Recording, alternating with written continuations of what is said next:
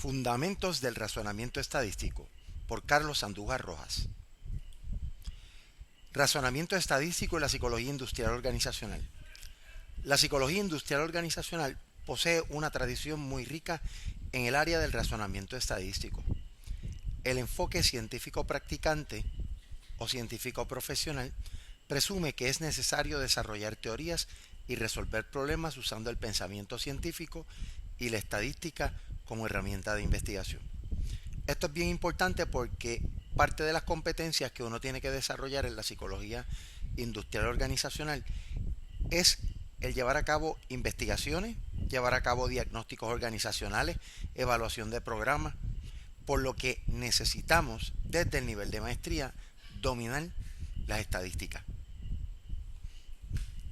Dentro de la psicología industrial organizacional se ha destacado no solamente a través del tiempo por dominar los métodos estadísticos, sino también por dominar los métodos psicométricos, porque como profesión nos hemos destacado en el desarrollo y validación de pruebas, escalas o inventarios, y desde luego esto requiere el uso de estadística.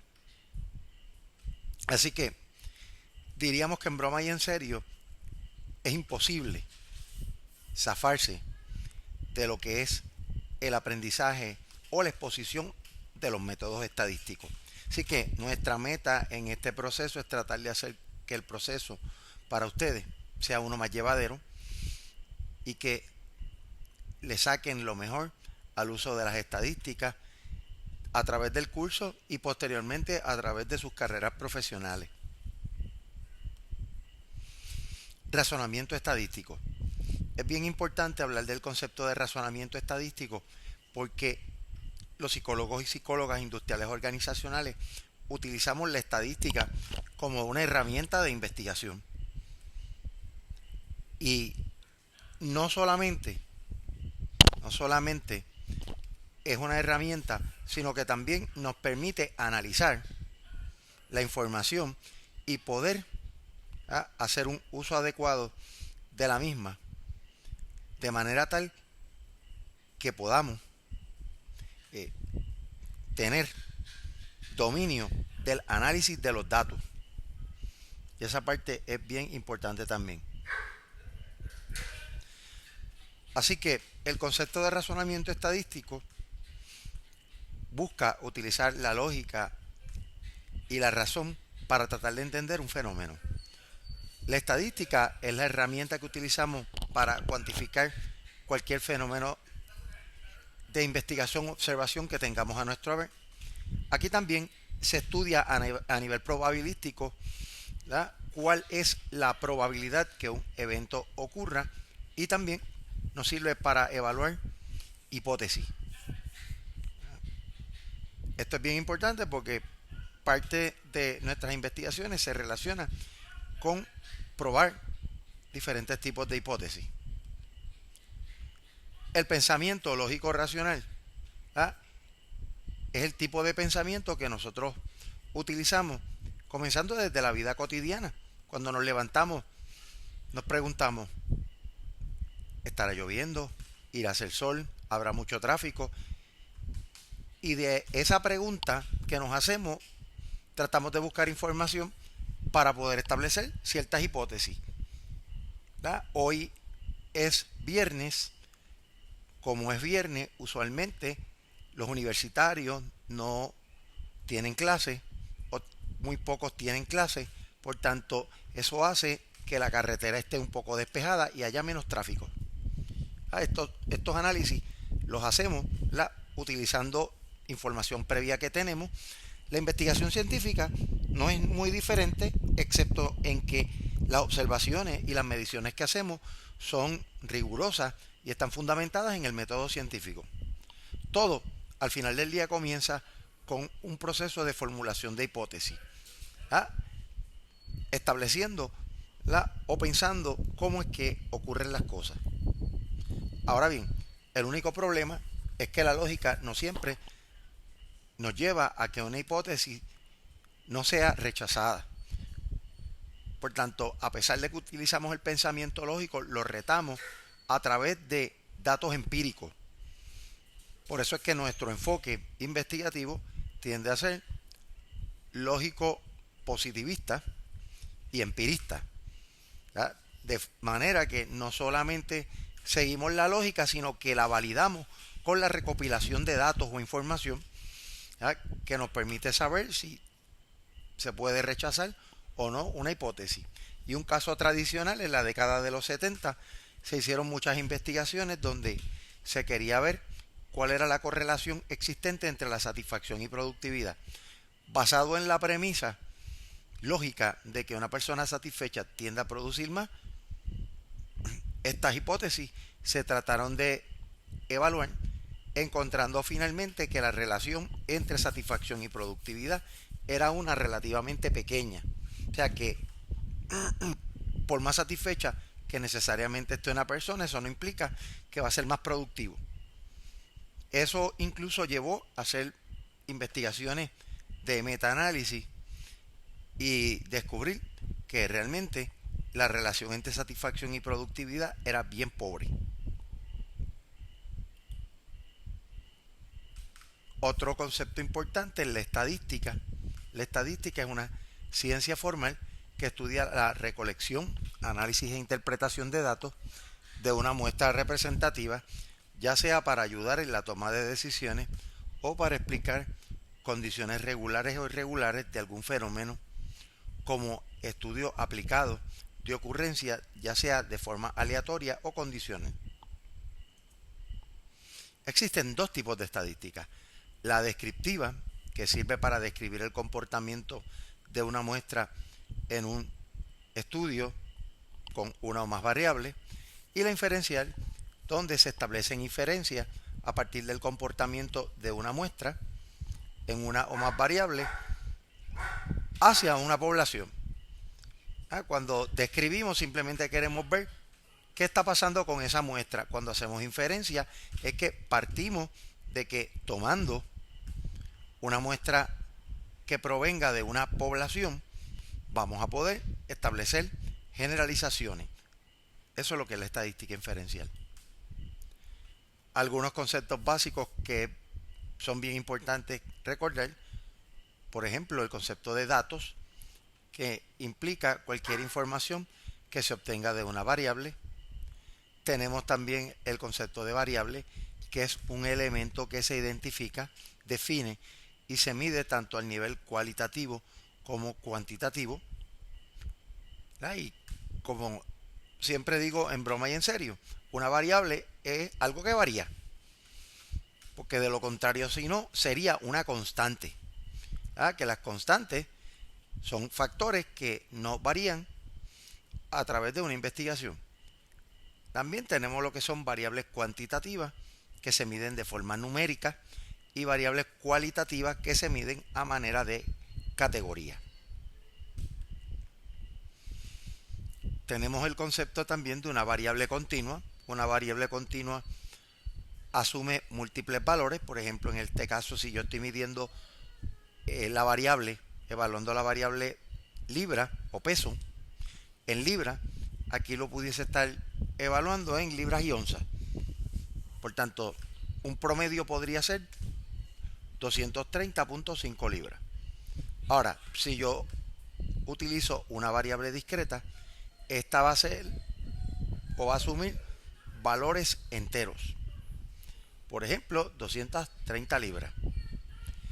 También tenemos otro concepto que es el de muestra. Una muestra es un conjunto de elementos que provienen de una población.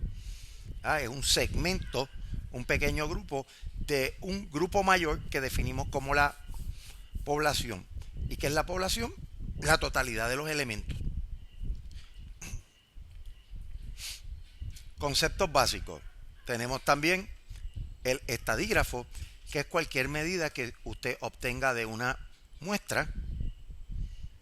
Si yo evalúo una muestra y obtengo estadísticas descriptivas, esos resultados descriptivos que obtenga son estadígrafos.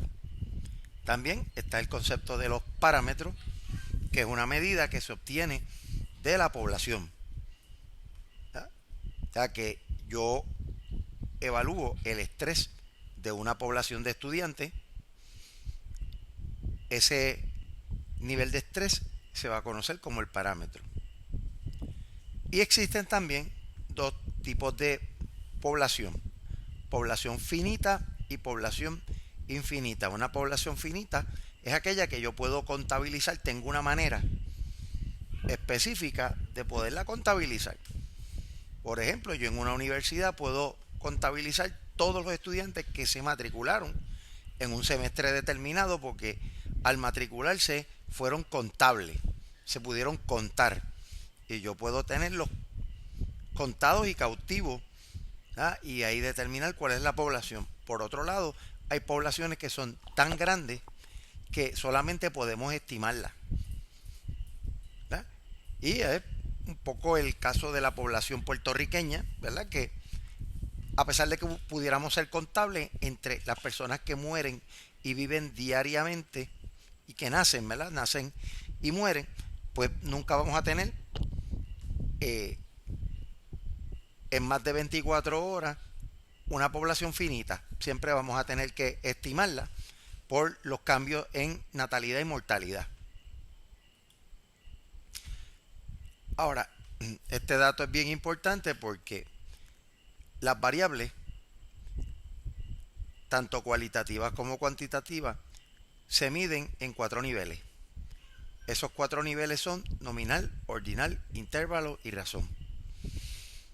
Una variable en una escala nominal simplemente sirve para nombrarse. Una escala nominal lo que hace es nombrar la variable. Por ejemplo, género sexual, ¿la? O sexo, femenino o masculino. Eso es lo único que yo puedo hacer, es nombrar esa variable. Ahora, ¿qué pasa cuando yo quiero ir un poco más allá? Y otro de los niveles sería el ordinal. Aquí lo que se hace es que, además de nombrar la variable, se ordena. Por ejemplo, el orden de llegada de unos corredores en una competencia, primero, segundo y tercero. Siempre una variable a nivel ordinal va a establecer una jerarquía. Por ejemplo, a nivel militar, los rangos en el ejército, desde lo que le llaman soldado raso o private, especialista, sargento, y después vienen lo que le llaman staff sergeant, y de ahí en adelante hasta master sergeant.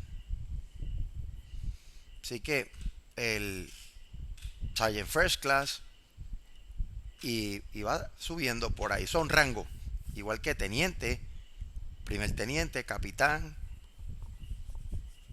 mayor, teniente, teniente coronel, etcétera. Ahora, ¿qué tal si esta variable, además de nombrarla, ordenarla, tiene intervalos iguales y el cero es arbitrario o es real? O sea que el cero no significa total ausencia de características. Esto es lo que se conoce como una escala de intervalos. Una prueba psicológica, un examen. Usualmente las escalas de intervalos las utilizamos con muchos de los instrumentos en el campo de la psicología.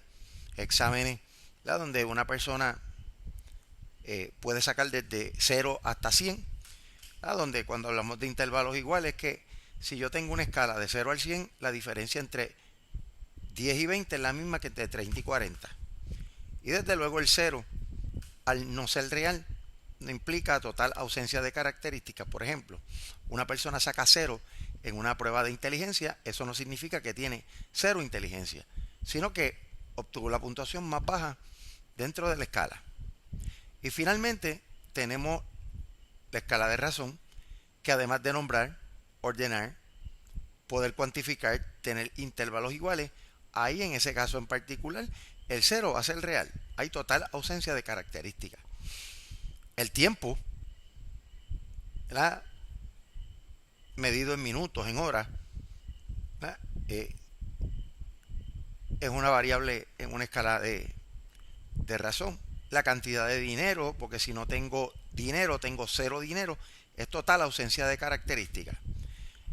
Utilizando estos dos ejemplos, también si una persona hace ejercicio y camina 30 minutos y otra persona camina 60 minutos, se puede decir que la segunda persona caminó el doble que la primera. O si yo tengo $50 y mi esposa tiene 100, se puede decir que mi esposa tiene el doble del dinero. Eso es una de las ventajas a nivel de cuantificación que tiene una escala de razón. También otra de los conceptos que manejamos es el de las medidas de tendencia central, ¿verdad? Cuando organizamos la información de una variable, queremos ver cómo en términos generales se comporta esa variable. Eso nos lo dicen las medidas de tendencia central. Y ahí tenemos la media, que es la suma de todos los valores que se están evaluando entre la cantidad de valores.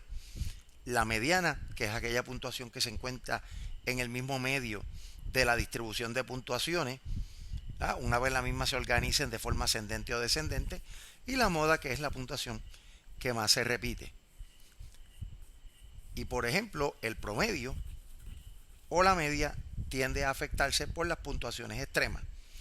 Si yo tengo un grupo de estudiantes universitarios donde la mayoría en términos generales tiene 19 años y traigo 5 personas que tienen 50, 60, 70 y 80 años, esas edades van a afectar esa tendencia general de los 19 años.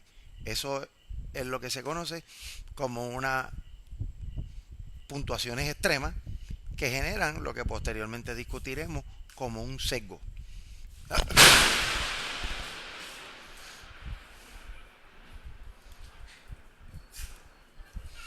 Medidas de variabilidad son aquellas que describen cómo se comportan unas variables en ambos extremos de la distribución de puntuaciones.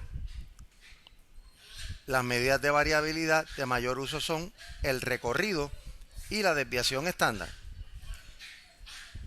Las medidas de variabilidad nos ayudan a ver cuánta dispersión existe en ambos lados de una distribución. Otro de los conceptos es el de hipótesis, donde una hipótesis es una explicación tentativa de la ocurrencia de un evento. Aquí, por ejemplo, cuando tenemos el estudio de una hipótesis, se hace tratando de medir la hipótesis nula y la hipótesis alterna.